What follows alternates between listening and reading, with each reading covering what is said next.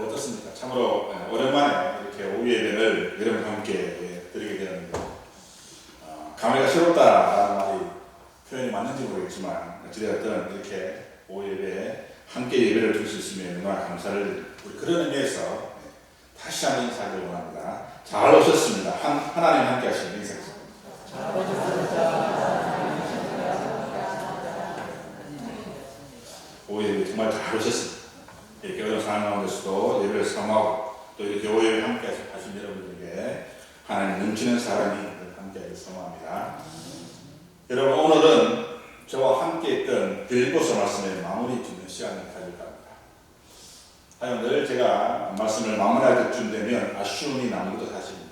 특별히 강의 설교를 할 때는 계속해서 연결되어야 그 말씀 속에서 나에게 주시는 하나님의 은혜를 깨닫게 되는데 그러지 못한 점, 그리고 많은 분들이 함께 예배를 드림으로 함께 은혜를 나누어야 하는데 여러 가지 이유로 소수의 사람들만의 말씀을 들으면서 오는 그런 소음의 아쉬움이 있다는 겁니다. 물론 올해는 코로나19라는 전혀 경험해보지 못한 질병을 통해서 많은 성도들이 교회가 아닌 다른 곳에서 예배 드리기도 하고 또 그러한 예배 가운데 과연 이것이 맞는 것인지 또한 그것이 잘못된 것인지 혼란 중에 있는 것도 사실입니다. 하지만 여러분 중요한 것은 하나님께서는 우리의 그러한 형식이 아니라 중심을 보신다는 겁니다. 좀 더 정확하게 말씀드린다면 형식주의에 빠져서는 결코 안 된다는 겁니다. 물론 우리가 신앙생활을 하다 보면 어떤 형식에 빠질 때가 참으로 많습니다. 하지만 엄연히 말하면 형식과 형식주의는 다르다는 겁니다. 다시 말해서 모든 삶에 형식이라는 것이 필요한 것이지만 형식주의는 사람을 건드리게 할 뿐만 아니라 신앙생활에 있어서도 자신의 영혼을 갉아먹는 그러한 요인이 된다는 사실입니다. 예를 들어 이런 것입니다. 헌금을 할 때 내가 교회를 다닌 지가 얼마인가, 내가 이러한 직분을 받았는데 그렇다면 그 직분에 맞게끔 이 정도쯤은 헌금을 해야 하지 않나, 11절을 하는데도 이 정도쯤은 해야 되지 않겠나 이라는 생각으로 드리는 헌금은 하나님께서 진중으로 받으시는 헌금이 아니라는 것입니다. 물론 하지 않는 것보다는 훨씬 교회에 유익이 되긴 하지만 자신의 신앙에 있어서는 아무런 유익이 없다는 겁니다. 그리고 헌신을 할 때도 마찬가지입니다. 직분이 있으니 하는 수 없이 하고 남들에게 보이려고 어쩔 수 없이 하게 된다면 물론 이 또한 하지 않는 사람들보다는 훨씬 유익이 되겠지만 자신의 신앙에 있을만큼은 결코 도움이 되지 않습니다. 기업을 할 때도 마찬가지입니다. 하나님께 감사하는 마음으로 드리는 예배와 기업을 했으니 예배는 드려야 잘 되지 않을까 이렇게 생각하고 하는 예배는 분명히 다르다는 겁니다. 여러분 만약 선한 사마리아인에 비유해서 강도를 만난 자를 그냥 지나쳐버린 제사장과 레위인들을 잘 아실 겁니다. 네, 여러분 만약 그들이 강도 만난 자가 예루살렘 중심에서 많은 사람들이 볼 수 있는 자리에서 쓰러져 있었다면 어떻게 했을까요? 그래도 그들이 그냥 지나쳐 버렸을까요? 결코 그렇지 않을 겁니다. 다른 사람들이 볼 수 있도록, 다른 사람들이 다 들을 수 있도록 아주 큰 소리로 그들은 도왔을 겁니다. 여러분 이것이 바로 알맹이 없는 형식적인 신앙인의 모습입니다. 분명히 신앙생활을 하고 있는 것 같은데 신앙과는 전혀 상관없는 그저 자신의 만족을 위해서 하는 사람들이 오히려 너무나 많다는 사실입니다. 하지만 여러분 우리의 믿음 생활은 그러한 현실적인 모습이 아니라 전적으로 하나님의 은혜에 감사해서 드려질 때 진정으로 드리는 헌금이, 진정으로 드려지는 헌신이, 그리고 진정으로 드려지는 예배자의 삶을 살 수가 있게 되는 것입니다. 그럼 여러분 온전한 예배자의 삶을 살아가는 여러분의 삶들이 되어주길 간절히 소망합니다. 여러분 오늘 말씀의 제목이 주고받음의 원리입니다. 다시 말해서 주고받음의 원리를 깨닫게 된다면 우리가 지난 시간에 나누었던 자족하는 일체의 비결을 알 수 있게 된다는 것입니다. 여러분 지난 시간에 우리는 자족하는 일체의 비결을 배운 바울의 근면의 말씀으로 함께 은혜를 나누었습니다. 기억하시는지는 모르겠지만 자족한다는 것은 돈을 목적으로 삼지 않고 수랑의 시각이 아닌 필요의 시각에서 보겠다라는 그러한 결심과 결단이 있어야 한다고 말씀을 드렸습니다. 다시 말해서 있어야 할 것을 구해야 하긴 하지만 좀 더 편하기 위해서, 좀 더 보기 좋게 하기 위해서, 좀 더 자라날 것을 위해서 좀 더 풍족하게 하기 위해서 그렇게 구하지는 말아야 한다는 겁니다. 하지만 그럼에도 불구하고 우리는 단순히 먹고 마시고 입는 것으로는 만족을 하지 못하는 경우가 많습니다. 그래서 자꾸 단순한 것 위에 다른 조건을 자꾸 첨가하려고 한다는 겁니다. 매일 하늘에서 내리치는 만나만으로 만족할 수 있음에도 불구하고 거기에 대해서 고기를 달라고 구하기도 하고 다니엘의 세 친구들이 대단하다고 그렇게 여기면서도 그들처럼 그렇게 살게 될 것 같은데 자신들만은 절대 그렇게 살 수 없는 것처럼 좀 더 향기나고 좀 더 자신의 혀를 만족시키고 좀 더 분위기 좋은 왕의 진미를 구하게 된다는 겁니다. 물론 또한 입는 것도 마찬가지입니다. 물론 입는 것 또한 중요합니다. 하지만 우리는 옷의 필요나 품질을 따지기보다는 어느 브랜드와 유행에 맞는지를 더 중요시 여기는 경우가 있습니다. 그래서 성경에는 분명 겉옷을 원하면 속옷까지 내어줘야 그렇게 이야기하지만 우리의 옷장에는 옷줄이 넘쳐나고 옷장문을 열게 되면 입을 옷이 없다라고 그렇게 불평을 하기도 한다는 겁니다. 그리고 살 것도 마찬가지입니다. 여러분 예수님께서는 분명 요도 꿀이 있고 공중에서도 실이 있지만 자신은 머리둘 곳이 없다라고 하셨습니다. 그리고 다인 역시도 자신은 궁중에 살면서도 하나님의 은혜가 있는 성막을 그대로 둘 수 없다고 생각해서 성전을 건축하지만 우리가 사는 집이 아파트인지 빌라인지 그리고 그 시세는 얼마가 되는지 또 주차는 어떻게 되는지 학구는 또 어떻게 되는지 큰 마트나 병원이 근처에 있어서 생활은 편리한지 그건 것에만 더 많은 관심을 가진다는 겁니다. 물론 이왕이면 가공치마라고 그런 것이 없는 것보다는 있는 것이 훨씬 더 좋고 좋아 보이기도 할 것입니다.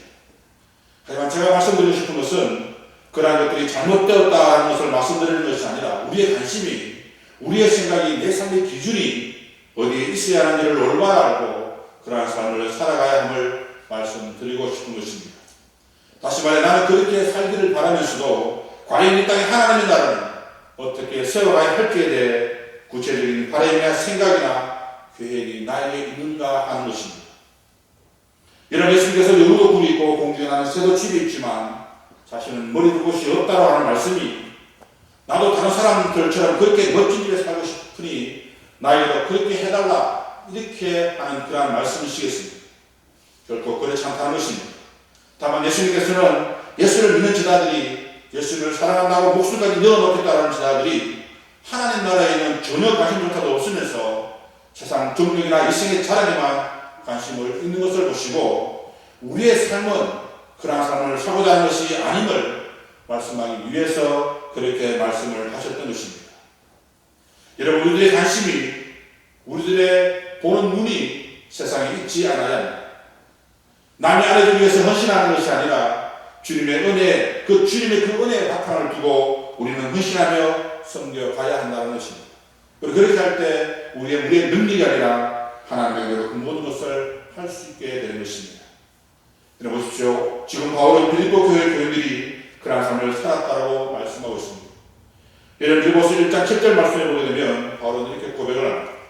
내가 너희 무리를 위하여 이와 같이 생각하는 것이 마땅하니 이는 너희가 내 마음에 있음이며 나의 매입과 복음의 변명함과 확증함에 너희가 다 나와 함께 은혜에 참여한 자가 되리라 라고 말합니다. 여러분 어떻습니까? 그들은 비록 감옥에 갇혀 어려운 상태에 있는 바울이지만 그 바울과 함께 그 은혜에 참여한 자가 되었다라고 말하는 겁니다. 그리고 오늘 또다시 이렇게 고백을 합니다. 너희가 내 괴로움에 함께 참여하였으니 잘하였도다 라고 말합니다. 여러분 사도 바울은 빌립보 교회의 도움을 결코 얻을 수가 없었던 겁니다. 왜냐하면 사도 바울이 사역을 했던 수많은 교회들 가운데 빌립보 교회만큼 바울을 도왔던 교회도 없었기 때문입니다. 여러분 빌립보 교회는 사도 바울의 전도여행 초기에 마케도냐를 떠날 때 그들만 전적인 후원을 할 정도였습니다. 그리고 또다시 두 번째 여행을 할 때도 데살로니가 지역에서 극한 어려움을 당할 때 그에게 두 번이나 후원금을 전달한 교회도 빌립보 교회가 전부였습니다. 특히 데살로니가에 있을 때 그들에게 자정적인 부담을 주지 않기 위해서 자기랑 선교를 했는데 그럼에도 불구하고 빌립보 교회는 사도 바울의 사역을 도왔고 사도 바울 역시도 빌립보교에서 돕는 손길은 마다하지 않았다는 것입니다. 여러분, 이것은 그들의 관계가 자식과 부모의 관계처럼 그러한 친밀한 관계성을 보여주는 그러한 것이라 할 수 있는 것입니다. 여러분, 이것이 바로 주고받음의 원리입니다. 여러분, 일반적으로는 내가 힘이 있을 때 이것이 많아집니다. 그리고 모든 것이 좋을 때도 그렇습니다. 하지만 힘이 없어지고 어려워지면 그렇게 울타리 같았던 이웃들이 하나둘 떠나게 되고 종국에는 모두 떠나가는 것이 세상의 논리입니다. 하지만 우리 믿음의 사람들은 그렇지 않습니다. 아니, 그렇지 않아야 한다는 것입니다. 그래서 형제가 힘들어할 때 밀어주고 좌절할 때 격려하며 도와줄 수 있는 사람, 그것이 바로 주고받음의 원리입니다. 그래서 사도 바울 또한 이러한 주고받음의 원리를 인해 순교하는 그날까지 하나님의 은혜를 온전히 이룰 수 있었던 것입니다. 하지만 여러분, 우리는 어떻습니까? 참으로 많은 것을 첨가합니다. 그리고 참으로 많은 것을 따지고 묻고 비교합니다. 제가 이럴 때 지금은 보이지 않지만 시내에 나가게 되면 배급만 하며 따라다니는 친구가 있었습니다.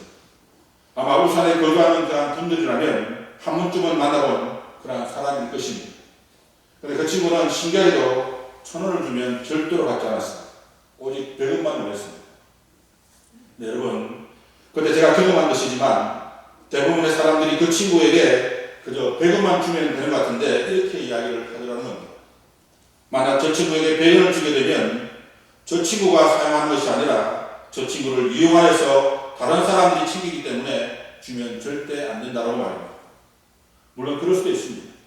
하지만 우리가 돕는 것이 그 친구를 돕는 것이지 그 돈이 그 다음에 어떻게 사용되는가를 생각하고 돕는 것은 결코 아니라는 겁니다.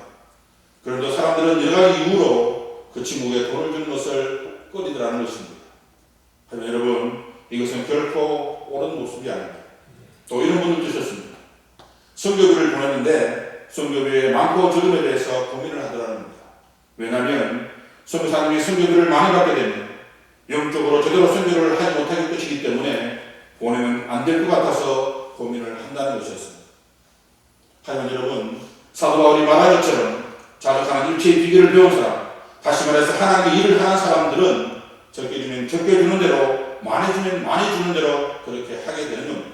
그런데 보내는 사람이 그 뒤에 일어나니까지 생각한다는 그것은 결코 바람직한 모습이 아니며 자신에게도 물질적으로나 신앙적으로 전혀 도움이 되지 않는 그러한 모습이라는 것입니다. 그럼 여러분, 진정한 사랑은 그저 형제의 어려움에 함께하는 것입니다. 자꾸 다른 생각을 첨가하는 것이 아니라 돕는 마음, 그리스도의 사랑, 그래서 그것이 물질적일 때도 있고 그것이 정신적일 때도 있는 것입니다. 그럼 여러분, 끊임없이 그리스도의 고난에 참여하는 우리의 삶이 되어야 할 것입니다. 여러분, 우리도 언젠가는 형제들의 도움을 받을 때가 있을 겁니다. 왜냐하면 재물이 있다고 항상 있는 것이 아니며 권력이 있다고 해서 항상 있는 것이 아니며 세상에 명예나 세상에 그 어떤 힘이 있다고 해서 그 힘이 영원한 것은 아니기 때문입니다. 여러분, 우리가 아주 잘 아는 동화에 보면 말과 짐 실는 당나귀라는 제목의 동화가 있습니다. 어느 마을에 당나귀와 말을 가진 사람이 살고 있었습니다. 그런데 그 주인은 짐은 당나귀에 싣고 자신은 말을 타고 다녔다는 겁니다. 그런데 어느 날 긴 여행을 떠나게 되었는데 주인은 나귀에만 짐을 잔뜩 싣고 자신은 말등에 올라타 그를 떠났다는 겁니다. 그런데 날씨가 너무 더워서 도저히 말을 타고 갈 수가 없어서 잠시 쉬었다가 말과 나귀와 함께 걸어서 가게 되었는데 그때 나귀는 조금의 쉼이 없이 계속해서 무거운 짐을 싣고 가다 보니까 너무나 힘들어서 말에게 이렇게 말을 합니다. 말아, 내가 지금은 주인을 태우고 하지 않으니 내 짐을 조금 나누어 줄 수 없겠니? 라고 말합니다. 하지만 말은 당나귀에게 참으라고 말합니다. 자신도 언젠가 주인을 태울지 모르기 때문입니다. 그런데 이번에는 당나귀는 도저히 참을 수가 없어 다시 한번 간청을 합니다. 그런데 그래도 말은 자신을 괴롭히지 말아달라고 그렇게 이야기를 합니다. 그러다가 너무나 힘든 당나귀가 그만 쓰러져 죽고 말았다는 겁니다. 그래서 주인은 당나귀에 있는 짐과 죽은 나귀까지 말등에 싣고 집으로 갔다라는 동화입니다. 여러분, 어떻습니까? 우리의 삶의 인생은 바다를 향해 가는 그런 배와 같다는 말을 합니다. 하지만 바다라는 것이 언제나 숨통에 돛을 올려 노래하며 나아갈 수 있는 것이 아니라 언젠가는 풍랑을 만날 수가 있고 또 그리고 언젠가는 암투에 걸려서 배가 파손될 수도 있을 것입니다. 문제는 출발할 때 그러한 악조건에 생길 것이라고 생각하는 사람들은 아무도 없을 것이라는 겁니다. 하지만 지혜로운 사람은 그러한 모든 역전 가능한 일이 언제든지 일어날 수 있다고 인지를 하고 서로 협력하며 그 바다를 향해 간다는 것입니다. 그럼 여러분, 성도는 함께 하는 것이 중요합니다. 있음으로 없는 자의 부족함을 채워주고 없음으로 있는 자의 도움을 이룰 수 있는 삶, 그것이 바로 괴로움에 참여하는 삶이고 그리스도인으로서의 주고받는 아름다운 축복이 있는 그러한 삶입니다. 그럼 여러분, 언제나 나눔이 있는 여러분의 삶이 되어지기를 소망합니다. 15절 말씀 보겠습니다. 빌보 사람들아, 너희가 알거니와 복음의 시초에 내가 마게도냐를 떠날 때 주고받는 내게 참여하는 교회가 너희에게 아무도 없었느니라. 여러분 어떻습니까? 어떻게 보면 다분히 어도적인 표현처럼 보이기도 합니다. 왜냐하면 내가 마게도냐를 떠날 때 주고받는 일에 참여한 교회가 오직 너희밖에 없었다라고 이렇게 말하고 있기 때문입니다.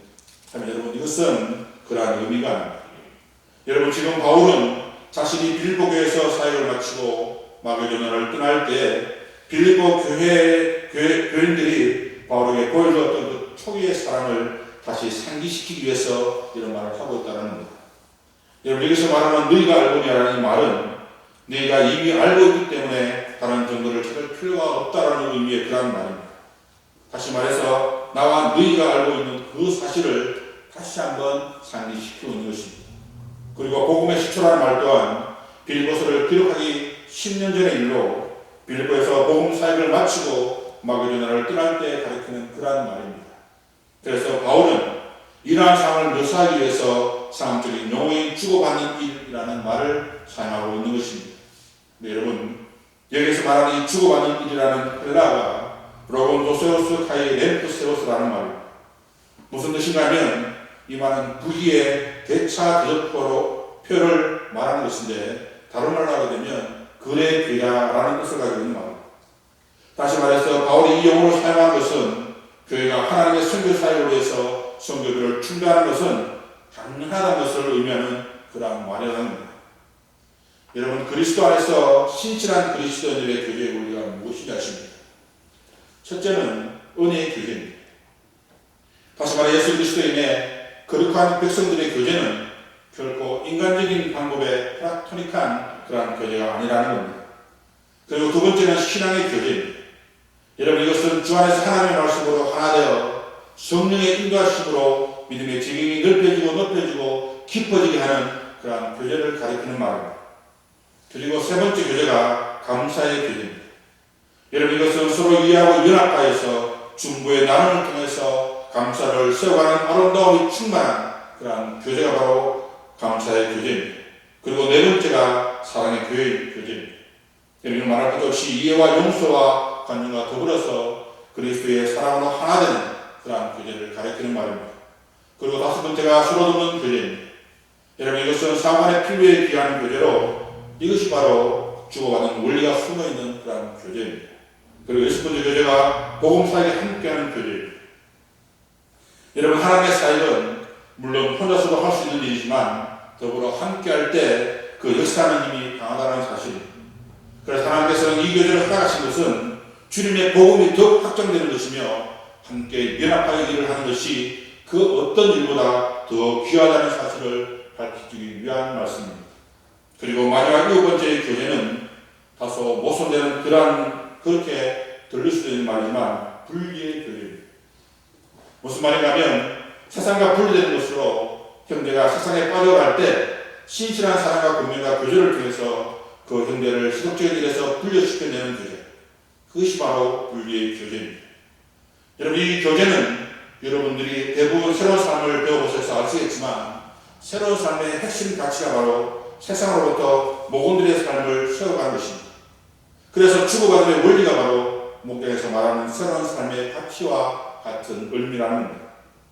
그럼 여러분 또한 이러한 교제를 실천하는 그러한 여러분의 삶이 되어주길 원합니다. 그리스도 안에서 일치와 연합을 이루고 주의 일들을 사랑하고 함께 수용되는 삶, 그것이 바로 주고받는 삶의 원리입니다. 그러므로 그 안에서 주님의 뜻을 온전히 이루어가는 여러분의 삶이 되어지길 간절히 소망합니다. 우리 18절 말씀을 다시 한번 읽어보도록 합니다. 18절 말씀을 함께 읽겠습니다. 시작.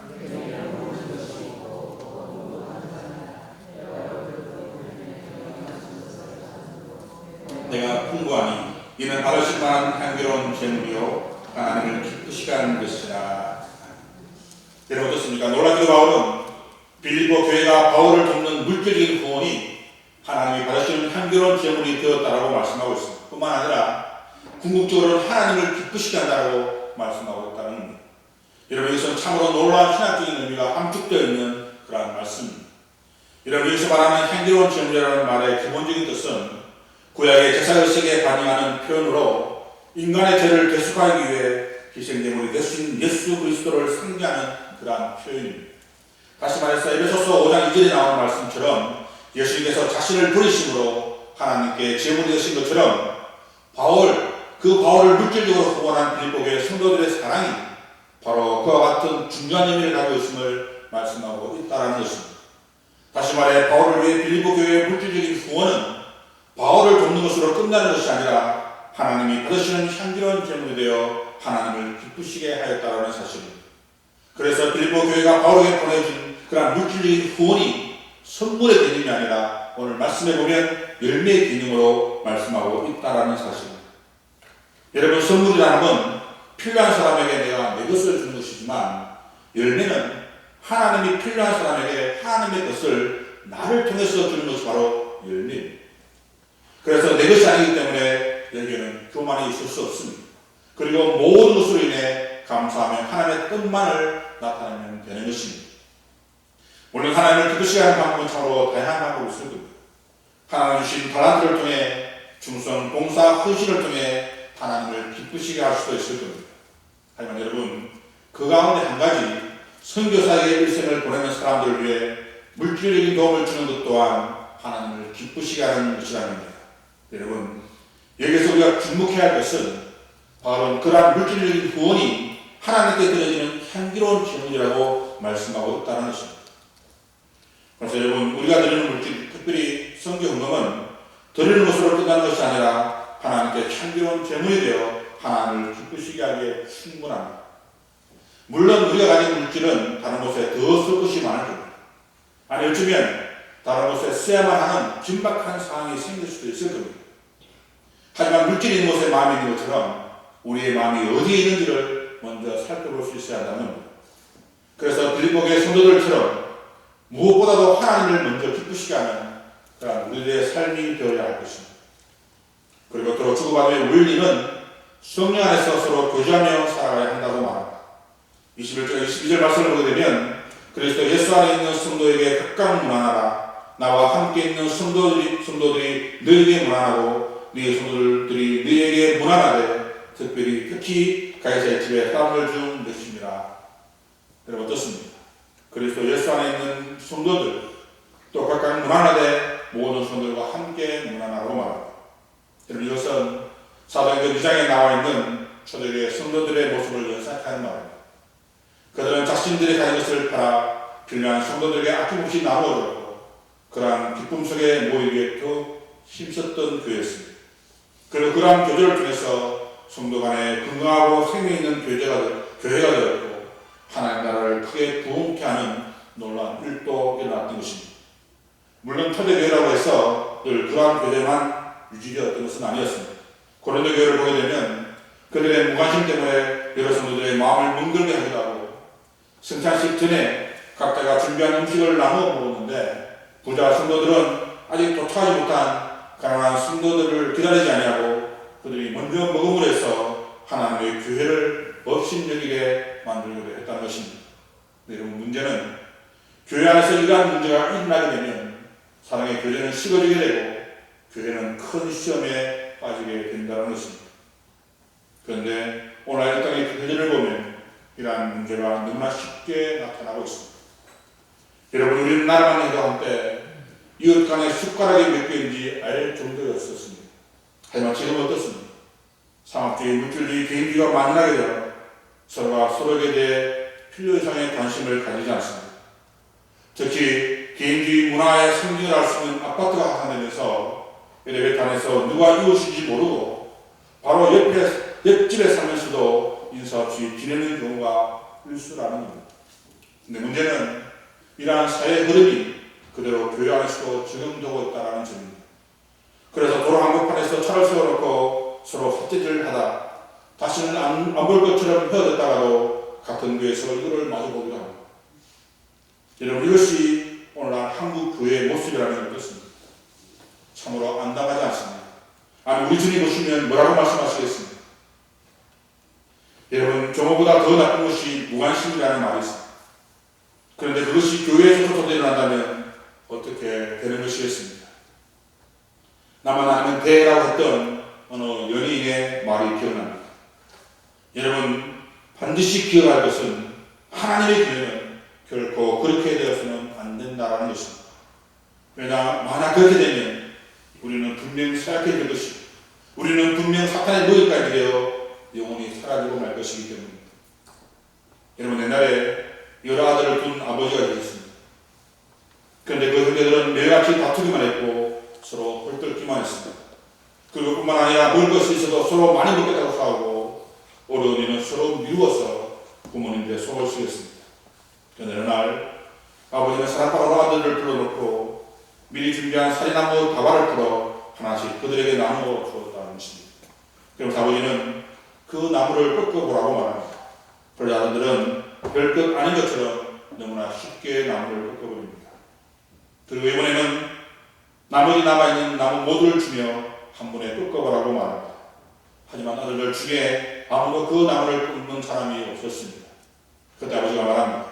한 가지를 끊는 것은 쉬워도 그것들이 이렇게 합쳐져 있으면 쉽게 꺾을 수 없으니 너희 형제들도 이와 같이 함께 서로 위해 협력해야 한다고 말합니다. 물론 우리가 너무나 잘 알고 있는 그런 이야기입니다. 하지만 여러분, 제가 이야기하고 싶은 것은 아는 것으로만 만족하는 것이 아니라 우리의 삶 가운데, 우리의 신앙 가운데 실천되어져야 하는 것이 더 중요하다는 사실입니다. 그리고 그렇게 할 때만이 사탄 마귀는 결코 우리를 넘어뜨릴 수 없을 것입니다. 그럼 여러분, 아름다운 성도의 교회가 충만한 그러한 우리 교회 여러분들의 삶들이 되어지길 간절히 소망합니다. 사랑하는 여러분, 사도 바울은 오늘 말씀의 결론 부분을 19절 말씀에서 우리에게 말씀하고 있습니다. 제가 읽어드리면 나의 하나님이 그리스도 예수 안에서 영광 가운데 그 풍성한 대로 너희 모든 쓸 것을 채우시리라. 여러분, 주고받음의 원리 가운데 살아가는 모든 성도들의 필요는 내가 채우는 것이 아니라 세상에 채워지는 것이 아니라 우리 하나님께서 그 풍성한 대로 우리의 모든 쓸 것을 채워주신다는 사실입니다. 여러분, 여기서 말하는 채우시라는 것은 미래의 능동태로 하나님께서 반드시 채워주실 것이라는 것을 강조하기 위해서 사용되어지는 그런 말씀입니다. 그리고 20절 말씀에 나와 있는 것처럼 그 모든 것은 오직 우리 하나님께 영광을 돌리기 위함입니다. 그럼 여러분, 이 사도 바울의 고백처럼 사나 죽거나 먹고 마시든지 무엇을 하든지 오직 하나님의 영광을 돌리는 그런 우리의 삶이 되어야 할 것입니다. 그리고 그러한 삶은 너의 괴로움에 함께 참여하는 삶입니다. 그리고 그러한 삶은 물질적인 도움을 실천하는 삶입니다. 그리고 그러한 삶은 하나님을 기쁘시게 하는 그러한 삶입니다. 그럼 여러분, 주고받음의 원리를 깨달아서 하나님을 기쁘시게 하고 또 하나님께 영광을 돌리며 또 이 땅에 하나님 나라를 온전히 세워가시는 그러한 여러분의 삶들이 다 되어지길 간절히 축원합니다. 기도하시겠습니다.